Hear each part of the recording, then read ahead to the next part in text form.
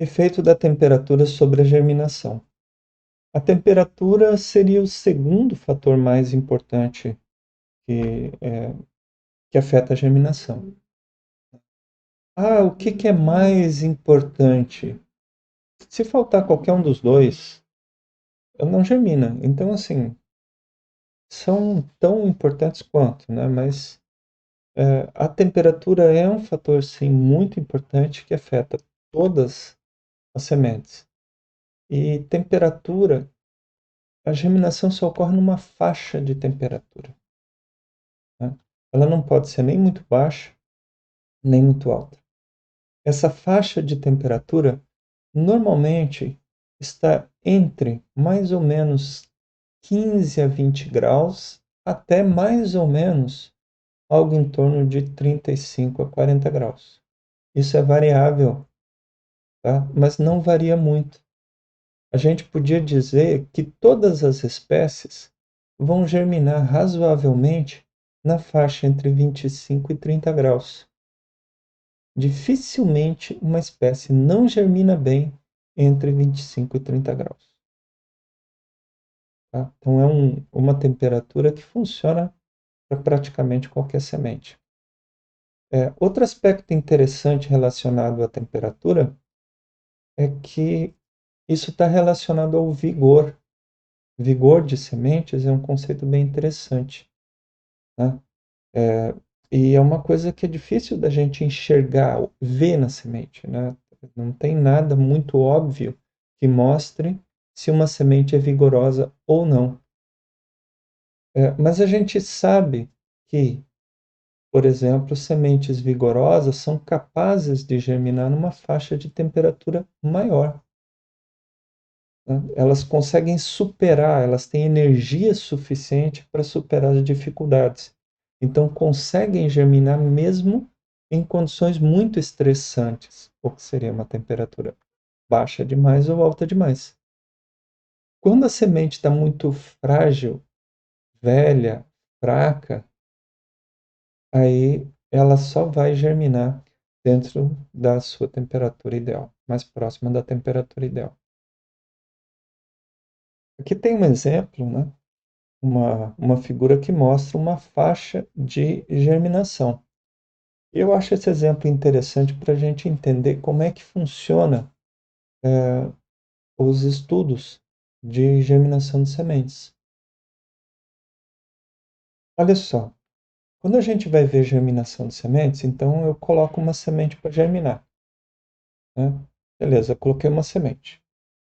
A única informação que eu vou ter é germinou ou não germinou, sim ou não. Ora, então como é que eu consigo ter um gráfico mostrando o aumento de germinação conforme a temperatura? Olha que interessante. Se eu coloquei a semente lá, eu sei se ela germinou ou não germinou. Outra coisa, uma vez que ela germinou, não tem como voltar atrás. Não tem como desfazer a germinação dela e colocá-la para germinar de novo, para saber se ela vai germinar melhor numa outra temperatura. Então, os trabalhos com germinação são feitos com conjuntos, lotes de sementes. Por exemplo, eu pego 100 sementes e coloco elas para germinar a 14 graus. Aí eu vejo quantas germinaram. Olha, de 100 germinaram duas. Aí isso vai dar 2%. Pego outras 100 sementes e coloco elas para germinar a 25 graus, sei lá. Essas sementes de 100 germinaram 65%. Então, esses estudos de semente, na verdade, são estudos de população, porque eu preciso de muitas sementes para poder realizar os estudos. Eu não consigo estudar uma semente só. Uma semente só me dá informação. Germinou ou não germinou, sim ou não. Tá? Então, são estudos de população. E aí, então, se eu tiver lote de sementes e várias amostras, né, consigo obter algo assim, ó, que me mostra qual é a condição ideal para que esse lote germine. Nesse caso aqui, vocês vejam, está em torno de, sei lá, 24, 25, a condição ótima, até em torno de 30, tá? Eu não sei aqui, eu perdi a legenda desse gráfico, eu não sei qual que é a porcentagem, qual que é a velocidade, mas provavelmente a porcentagem de germinação é isso aqui, e a velocidade de germinação é esse preto, tá? Porque temperaturas mais altas aceleram muito a germinação, tá? Então, o evento velocidade vai ser muito mais afetado por temperaturas altas, né?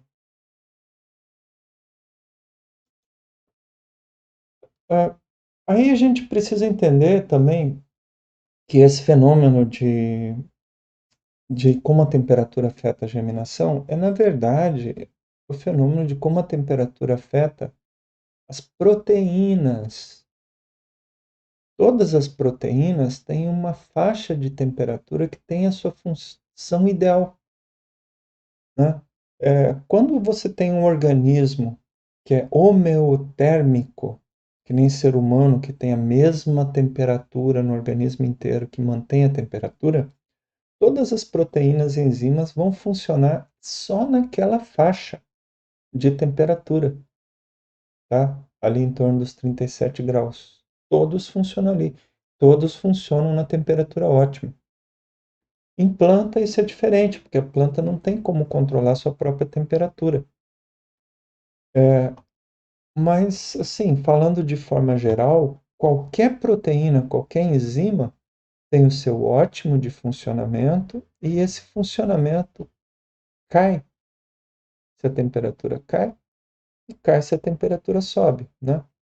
E daí então, né, se vocês repararem com o que a gente viu antes, né, é muito parecido, né, a curva de germinação com a curva de temperatura, a curva de resposta da atividade enzimática.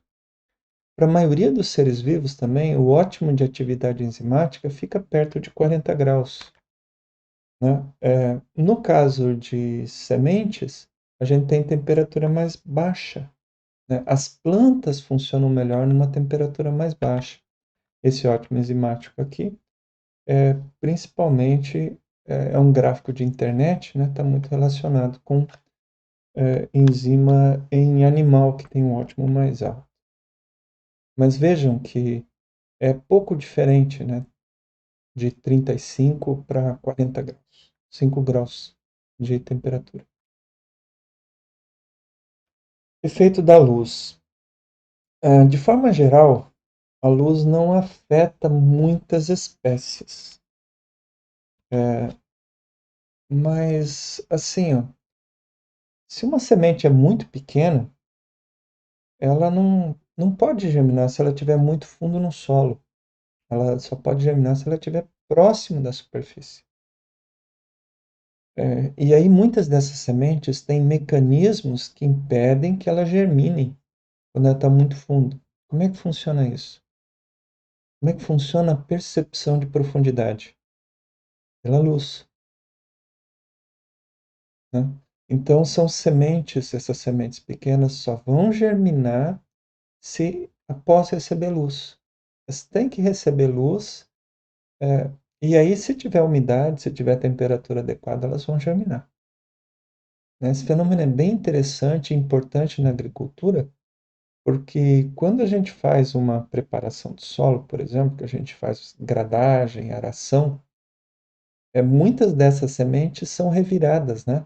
São jogadas para a superfície e aí recebem luz que ativa o processo de germinação.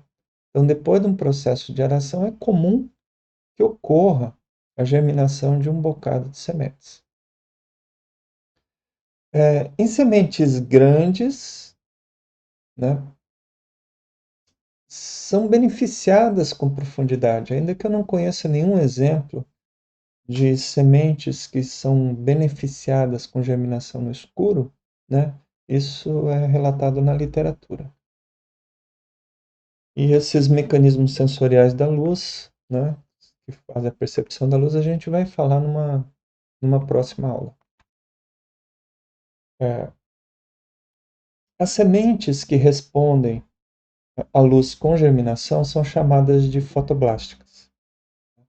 Nesse exemplo aqui, ó, semente de maxixe, né, é colocada na luz, então tem aqui com 1 a 2 dias a germinação total dessas sementes, enquanto que sementes no escuro vê que a germinação delas só vai começar ali pelo 12º dia, né? E mesmo assim, né, eu não vou entrar em detalhe o que é DC e DL aqui, mas vocês veem que atinge entre 10 e 30% aos 15 dias. É muito diferente. Tá? Então a gente diz que existe um mecanismo interno aqui que está afetando a germinação, né, que está relacionado com a percepção de luz do ambiente. Há aqui um questionamento. Bom, ela precisa de luz para germinar. Isso aqui é essência ou é dormência? Bom, a luz é um fator externo, mas existe um mecanismo dentro da semente que está inibindo a germinação. Então, fica essa confusão. O conceito que essência ou dormência é um conceito meio artificial e com isso causa esse tipo de problema. E os conceitos são sempre complicados, né? Sempre tem algum tipo de complicação. Eu falei então desses fatores ambientais, né, que a gente se concentrou em 3 mecanismos, 3 fatores, né, água, temperatura e luz, né, e vou falar um pouquinho de mecanismos internos de controle da germinação. Dormência embrionária, né, está relacionado ao mecanismo que ocorre dentro do embrião. Um desses mecanismos é o que se chama de embrião imaturo, embrião subdesenvolvido, em que nesse caso os tecidos ainda não estão plenamente formados. Um bom exemplo é a castanheira do Pará ou castanheira do Brasil. Se você pega uma semente de castanha do Brasil e analisa os tecidos, você só encontra parênquima. Você não consegue perceber ali ó, onde está o meristema apical da raiz, nem o meristema apical do caule. Esses tecidos vão ser neoformados com o tempo. Então, essa semente tem que ficar em condições adequadas, porque é recalcitrante, então tem que permanecer num local úmido depois que caiu da árvore, vai ficar ali por algum tempo, né? Em geral, algumas semanas, até conseguir, até conseguir germinar.